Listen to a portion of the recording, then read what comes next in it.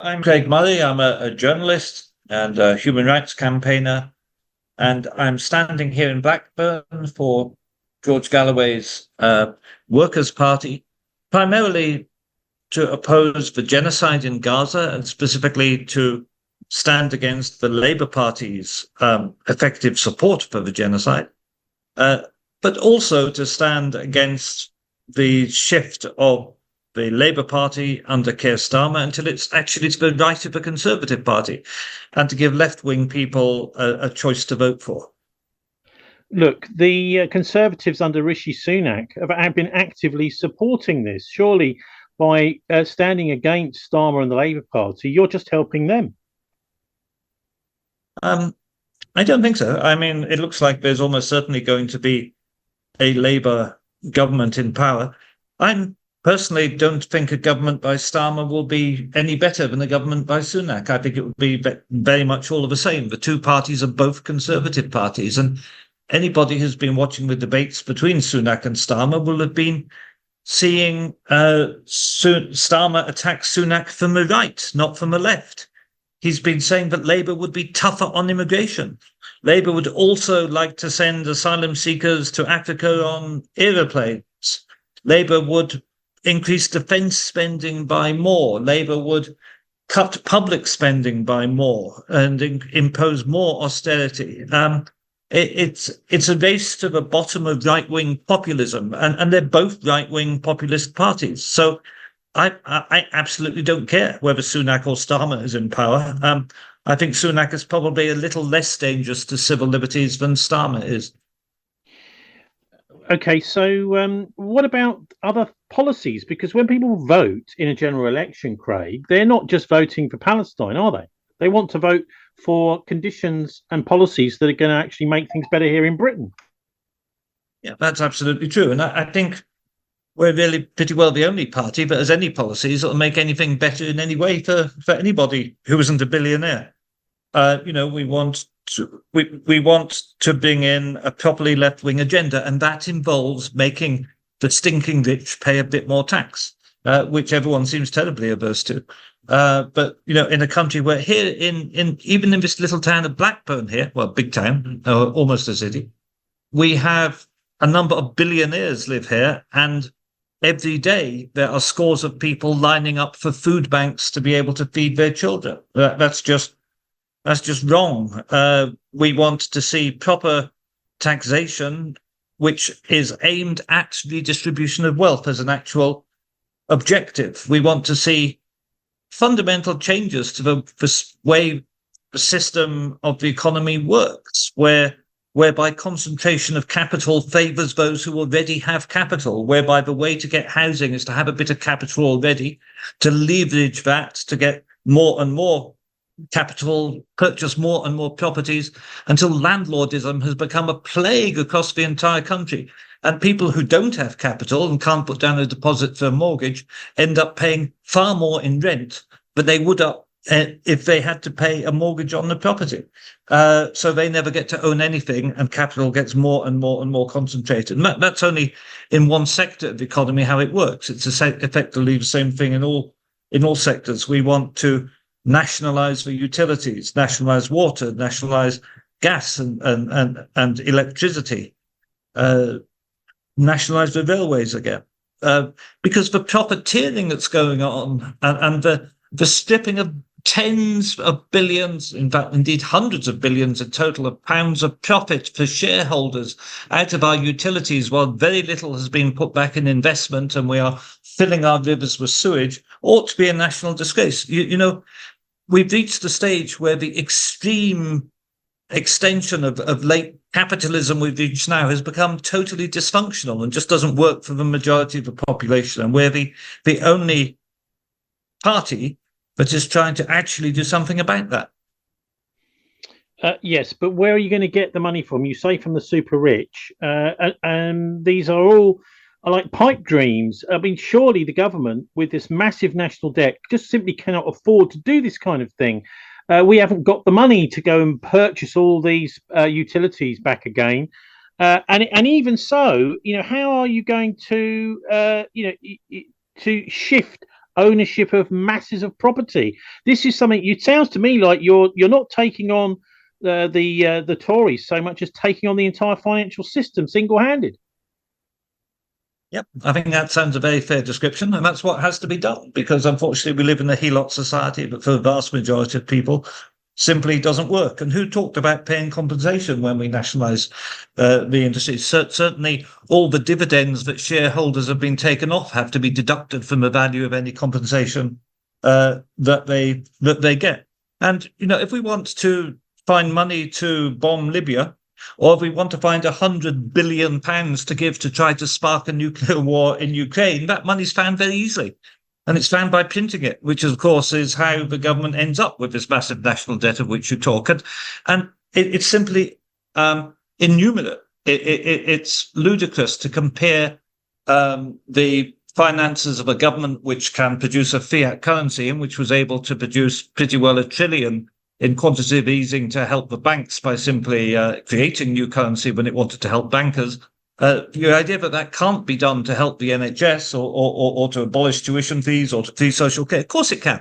It's a matter of, does the government create money and give it to the super wealthy in the financial institutions, or does the government create money and use it for providing utilities, for providing public services, which actually create much more employment rather than simply concentrate capitals far more on the super rich?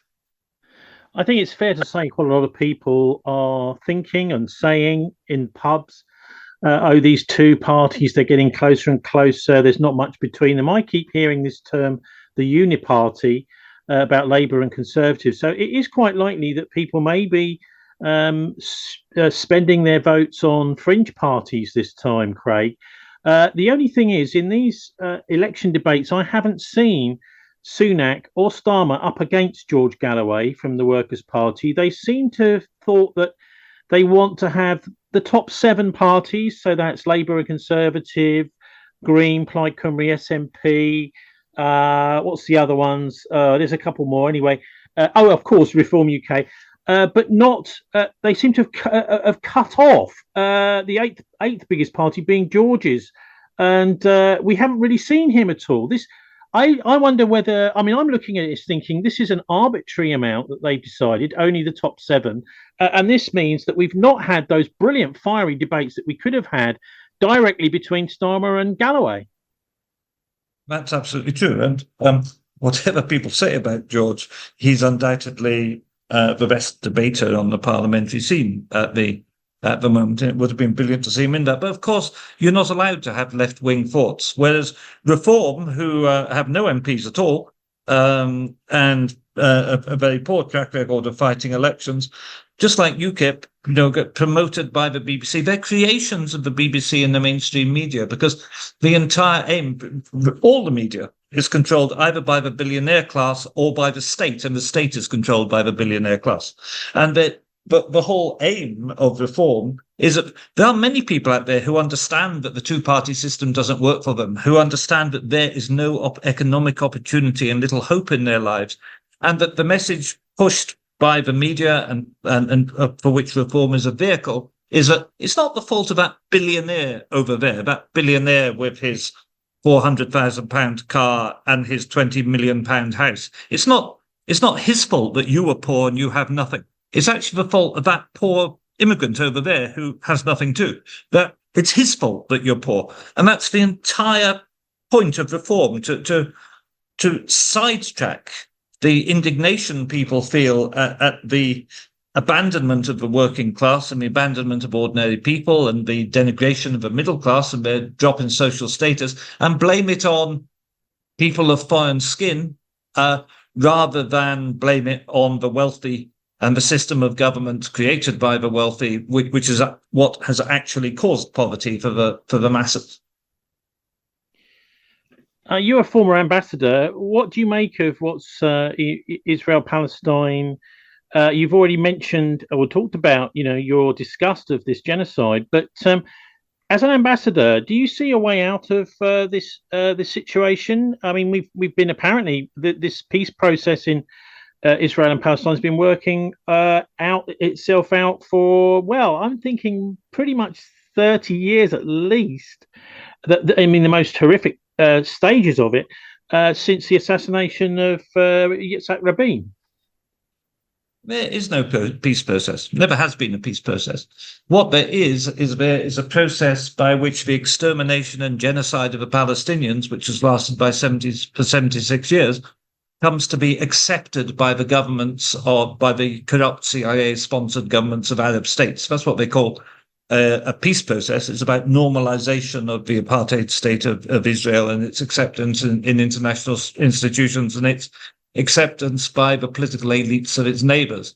Meanwhile, the situation for the Palestinians just gets worse and worse. But more of them are killed, more of them are raped, more of them are tortured, more of them are imprisoned, and their land is confiscated, their homes are destroyed, their olive trees are cut down, year on year on year. And at the moment, we're in a particularly intense period of that. But it's all still part of the same process of genocide, which has been supported by all the Western states pretty well from the inception, and supported very, very strongly by the United States and the United Kingdom as it is today. It's nonsense to even talk of any peace process. There never has been a peace process. Yeah, but my question really to you is about: do you see prospects for peace? If so, what would they be? If you were Foreign Secretary, what would you be up to? I don't know. I wouldn't want to be Foreign Secretary, and I certainly wouldn't want to see a peace process. What I want to see is the armed resistance of the Palestinian people to the vicious apartheid occupation eventually bring victory. I mean, that's surely not going to happen. You've got an incredibly well-equipped, by the Americans and the Brits, by the way, army versus a people with a few small arms.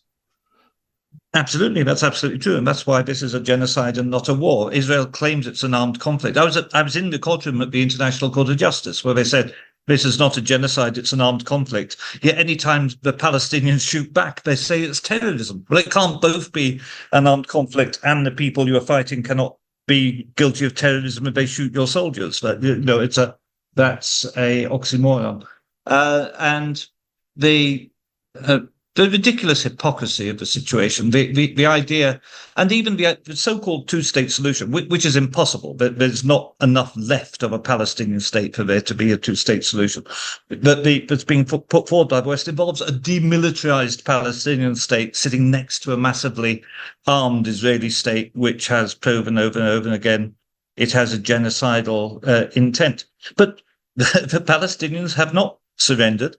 What we have seen is that you cannot destroy faith and you cannot destroy the national aspiration for freedom with bombs, because Palestine remains undefeated despite being utterly smashed by utterly unequal force. And Israel has lost the world. Israel has lost the support of the entire world. They have lost the anti-Semitism scam. They used to accuse anybody who criticized them at all of anti-Semitism, whereas now everybody sees Israel for the hateful, genocidal institution that it is. So Israel has lost this war. They may feel that they have, succeeded in killing at least 20,000 small children, and that's a great victory for them. But they have destroyed the reputation of their state forever in the eyes of the world, and that's going to work out. It's going to work out through the International Court of Justice, through the International Criminal Court, but it's gradually going to work out in the rejection of the Israeli lobby by the people of the world. And Israel has finally and completely lost the narrative, lost world opinion, just at a time when its main sponsor, the United States, of course, ceases to be the most powerful country in the world. So no, I don't accept that the Palestinians have lost at all. Well, yes, but as this plays out, Craig, you're going to see more and more Gazans dead, and it doesn't seem the Israelis care what public opinion around the world thinks. They're just going to carry on killing, and a massacre, which is really more of a massacre than it is a war. Also, there's the aspect of, big powers like China at the United Nations Security Council. Couldn't they be doing more? Shouldn't the Security Council be doing more? Has the UN completely failed? Everybody should be doing more. The UN has very largely failed. But the thing I would like, I think China is a non-assertive superpower. I don't think that any nation in the history of the world has ever achieved the degree of economic dominance that China has currently achieved without seeking military assertion of its influence abroad and imperial conquest to gain more resources. And yet China hasn't done any of those. China proceeds by using soft power. But in that process, China hasn't really flexed its muscles against US hegemony and US atrocities in the same way that sometimes Russia attempts to. Whether one day China will step up and tell the United States, look, you're just stopping this. We'd already seen China intervene beyond its traditional sphere of influence to, for example, broker some kind of understanding between Saudi Arabia and Iran. So China is starting to get an influence in the region, but all this is slow. I mean, none of this is going to stop. There is no stopping the current genocide in Gaza, but there wouldn't be anyway. And this was planned. And anybody who believes that the Americans are okay with it, anyone who believes the propaganda about Joe Biden trying to slow it down or stop it or prevent it, or about the pair the Americans built being for aid, anyone who believes all that propaganda nonsense is an idiot. The Americans are full-on part of this genocide, and it's part of a genocidal process that's been going on for 76 years.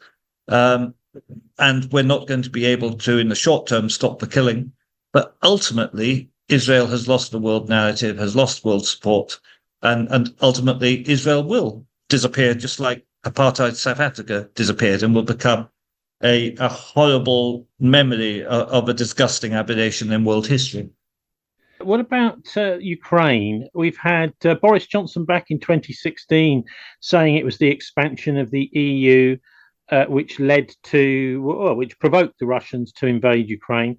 Exactly the same thing last Friday, by Nigel Farage saying this. And there's a massive hoo-ha right across the press with the Mail on Sunday's headline saying, Nigel Farage has caught the Putin virus, quoting Zelensky.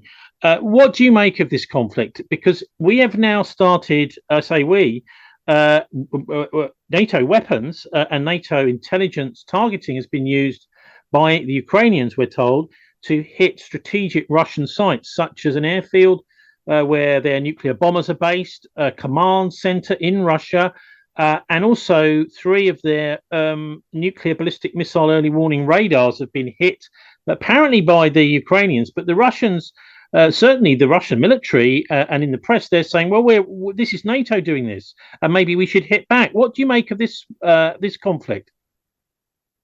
Yeah, no, what you're saying is absolutely correct. And it's a very good analysis of the most dangerous recent developments. And there's no doubt that the West has deliberately provided Ukraine with long-range weapons and with targeting information and satellite guidance in order to assist the Ukrainians to hit Russian nuclear defenses, in effect, which is the most certain way possible of provoking a nuclear war. Why anybody wants to provoke a nuclear war is rather difficult to understand, but that appears to be what they're trying to do. And the Ukraine war is not winnable. There is no way Ukraine can defeat Russia militarily without inflicting deep into Russia itself the extent of damage which would provoke a nuclear war, and we would all be dead. And we have to answer the question, is that what we want because of some principle about the inviolability of rather strange Soviet borders that cut across the traditional Russian-Ukrainian divide and the Russian-Ukrainian language divide? Do we want to die for that? Or would we rather there was a negotiated settlement in which Ukraine gives up a little bit of its land, some of its land, which is inhabited by Russian speakers who appear to wish to be part of Russia? And it seems to me that the diplomatic solution to this conflict has always been very obvious. And it was very nearly met in Turkey a couple of years ago. I was there in Turkey for those discussions, whereby the Crimea is given up. At that time, it was thought the Donbass would have some kind of special demilitarized status under UN control, and then the Ukraine is the Ukraine. And the eventual resolution is not going to look much different to that, except the longer the war goes on, the worse it gets for Ukraine, as Ukraine gradually loses more and more territory. And so that solution will get gradually slightly worse. I used to be a diplomat. I know how you negotiate diplomatic solutions. And either you can have total war, in which one side is utterly defeated and destroyed and devastated and then gets everything, or you have a negotiated solution. That's the simple choice. It seems to me, as total war, which resulted in a Russian defeat, would result in nuclear annihilation. That's just not a suitable option. Total war, which results in Ukrainian defeat, is certainly possible, wouldn't necessarily result in nuclear destruction, but might well result in nuclear destruction. A negotiated settlement, it was always going to happen. And when it happens, it's not going to look that much different to what it would have looked if they made it 2 years ago. So continuing this war is utter folly. Can I just finally ask you your thoughts about the release of Julian, though, Craig? Yes, of course. I'm utterly delighted on a personal level. I'm utterly delighted. I was in floods of tears, and to see Julian back with Stella and with John there, it meant so much to me as an individual, because this has been so much of my life for years and years, campaigning for Julian and helping support the family and helping provide some guidance from time to time. It means everything to me. Of course, the plea deal is very unfortunate, but it was my strong advice. Everybody knows it's coerced. Everything knows it's nonsense. Everything knows you can't have justice with a country that's trying to kill or assassinate you or kidnap you. I don't think people should worry too much about this silly precedent, because it's only precedent from the lowest of courts. So although it can be used as an example, it's not binding on any other court. So I'm not. I'm just delighted he's home. I'm delighted he's home, and I'm certain when he recovers, his great intellect will be used to advance even further in